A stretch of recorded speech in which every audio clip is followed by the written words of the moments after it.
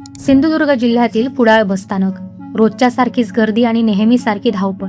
पण या गजबजाटात हातामध्ये अभ्यासाचं पुस्तक घेऊन शिक्षणाच्या नावाखाली लोकांसमोर हात पसरणारी एक अल्पवयीन मुलगी अनेकांच्या नजरेत पडत होती.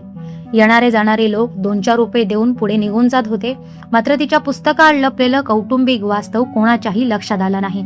पण सोशल मीडियावर कोकण हार्टेड गर्ल म्हणून ओळखल्या जाणाऱ्या अंकिता वालावलकर यांनी या परिस्थितीकडे दुर्लक्ष न करता सर्वप्रथम या संवेदनशील विषयावर एक व्हिडिओ बनवून सोशल मीडियावर पोस्ट केला. हा व्हिडिओ अल्पावधीतच प्रचंड व्हायरल झाला आणि या माध्यमातून त्यांनी थेट पोलीस प्रशासनाला या प्रकरणात तातडीने लक्ष घालण्याचे आवाहन केले. या व्हायरल व्हिडिओची गंभीर दखल घेत सिंधुदुर्ग जिल्हा पोलीस अधीक्षक डॉक्टर मोहन दहिकर यांच्या मार्गदर्शनाखाली कुडाळ पोलिसांनी तातडीने कारवाईची चक्रे फिरवलीत. PSI पाटील आणि हेड कॉन्स्टेबल प्रमोद काळसेकर यांनी शोध घेतला असता तपासात गरिबी आणि वडिलांच्या व्यसनामुळे या कुटुंबाला अशा अगतिक परिस्थितीला तोंड द्यावे लागत असल्याचे समोर आले. ही केवळ एक भीक मागण्याची कौटुंबिक नवी पद्धत असून यात त्या लहान मुलांचे भविष्य धोक्यात आल्याचे स्पष्ट झाले. कुडाळ पोलिसांनी केवळ कारवाई न करता या कुटुंबाला एक नवा आधार दिला. बाल कल्याण समितीच्या माध्यमातून या अल्पवयीन मुलीला आणि मुलाला सुरक्षित बालगृहात दाखल करण्यात आले असून पालकांचे समुपदेशन करून त्यांच्या पुनर्वसनाची प्रक्रिया सुरू करण्यात आली आहे. सोशल मीडियाच्या या युगात प्रसिद्धीच्या नावाखाली अंकिता वालावलकर यांना केवळ एक व्हिडिओ टाकून स्वतःपुरती प्रसिद्धी मिळवून घेता आलं असतं. पण त्यांनी तसं न करता सोशल मीडियाच्या ताकदीचा वापर करत प्रशासनाला जागं केलं.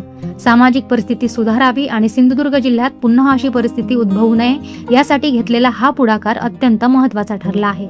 या संवेदनशील विषयात कायदा आणि माणुसकीची योग्य सांगड घालत सिंधुदुर्ग पोलिसांनी व्हिडिओची दखल घेत केलेली तत्पर कारवाई तितकीच कौतुकास्पद आहे. समाज, सोशल मीडिया आणि प्रशासन यांचे हे त्रिसूत्री सहकार्य एका सुरक्षित भविष्याची नांदी ठरू शकतं. तर ती मला जेव्हा पहिल्यांदा दिसली होती तेव्हा मी पण तिला इग्नोरच केलं होतं की चल ठीक आहे जाऊ दे असेल कोणीतरी. पण मी विचार केला होता की अशा प्रकारे भीक मागणारी मुलं किंवा अशा प्रकारे काही मागणारी मुलं ही आपल्या सिंधुदुर्ग जिल्ह्यात मी बघितलेली नाहीयेत. आणि जेव्हा ती मला परत दिसली तेव्हा तिचं वागणं बोलणं ह्या सगळ्या गोष्टी मला संशयास्पद आणि रिपिटेटिव्ह वाटल्या की हे असंच ही करते सतत. आणि त्यामुळे मी तिच्यावरती थोडं लक्ष ठेवलं, तिच्या हालचालींवरती लक्ष ठेवलं. आणि नेमकी तीच मुलगी दुसऱ्या दिवशी आम्हाला दुसऱ्या तालुक्यात माझ्या मित्राला दिसली. तेव्हा मला कळलं की इथे काहीतरी पाणी मुरतंय आणि म्हणून मला लक्ष घालावंसं वाटलं. आणि मी जेव्हा तो व्हिडिओ पोस्ट केला तेव्हा बघितलं की कितीतरी लोकांनी हे बघितलं होतं पण कोणी याबाबत तसदी घेतली नाही की काय आहे बाबा हे काहीतरी चुकतंय का, आपल्या आजूबाजूला काही चुकीचं घडतंय का. त्यामुळे फक्त पोलीस प्रशासनावरती एखादी गोष्ट न ढकलता आपण सुद्धा नागरिक म्हणून खूप सतर्क राहिलं पाहिजे. कुडाळ पोलिसांचे खरोखर कौतुक आणि मनापासून आभार की तुम्ही यात लक्ष घातलं. पण मी कुडाळमधल्या नागरिकांना सांगेल की तुमच्या आसपास अशा गोष्टी जेव्हा घडत होत्या तेव्हा ज्या पद्धतीने तुम्ही इग्नोर करत होता एक मोठा गुन्हा घडू शकला असता.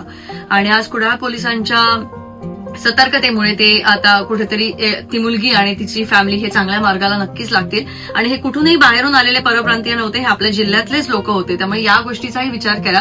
आपल्या आजूबाजूला जर असं काही घडत असेल तर पोलिसांशी संपर्क साधा, योग्य व्यक्तीशी संपर्क साधा. पण या गोष्टींकडे दुर्लक्ष करू नका.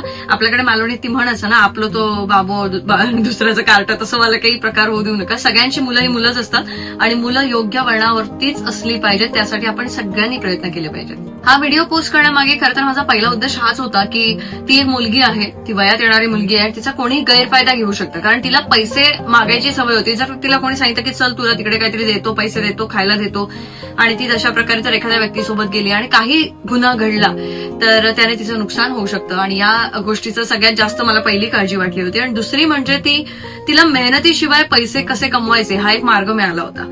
आणि याची जर तिला सवय लागली तर ती कधीच आयुष्यात मेहनतीकडे वळणार नाही आणि एका चुकीच्या मार्गालाही ती जाऊ शकते याची मला पूर्ण जाणीव होती. या दोन्ही गोष्टींचा विचार करून मी तो व्हिडिओ पोस्ट केला होता. त्याच्यामुळे माझा उद्देश योग्य वयात जर तिला योग्य मार्गदर्शन मिळालं तर ती चांगल्या गोष्टींकडे वळू शकते आणि ते तिला मिळावं हाच माझा उद्देश होता.